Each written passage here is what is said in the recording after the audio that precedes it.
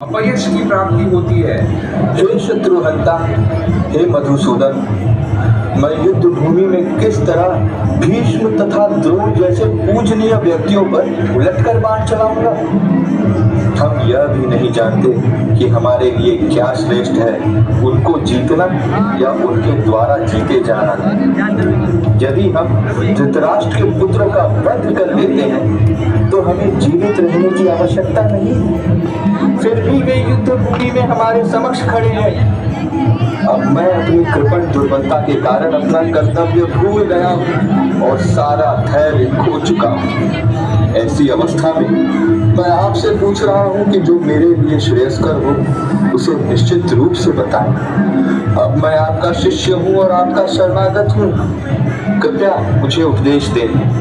तुम पांडित्यपूर्ण वचन कहते हुए उनके लिए शोक कर रहे हो जो शोक करने के योग्य नहीं। जो विद्वान होते हैं वह न तो जीवित के लिए न ही मृत के लिए शोक करते हैं। ऐसा कभी नहीं हुआ कि मैं न रहा हूँ या तुम न रहे हो अथवा यह समस्त राजा न रहे हो, और न ऐसा है कि भविष्य में हम लोग नहीं रहेंगे।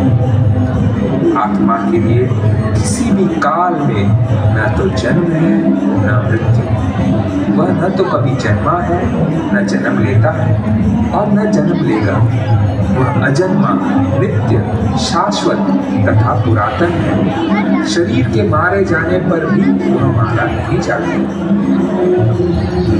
क्षत्रिय होने के नाते अपने विशिष्ट धर्म का विचार करते हुए हमें जानना चाहिए कि धर्म के लिए युद्ध करने से बढ़कर तुम्हारे लिए अन्य कोई कार्य नहीं है। अतः तुम्हें संकोच करने की कोई आवश्यकता नहीं है। अतः हे अर्जुन, अपने सारे कार्यों को मुझ में समर्पित करके मेरे पूर्ण ज्ञान से युक्त होकर लाभ के आकांक्षा से रहित, स्वामित्व के किसी दावे के बिना तथा आलस्य से रहित होकर युद्ध करो।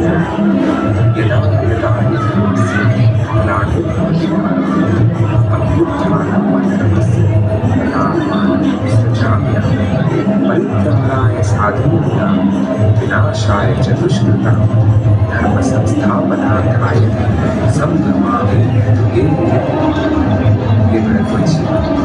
जब प्रजा धर्म का पतन होता है और अधर्म की प्रधानता होने लगती है, तब तक यह अवतार लेता है।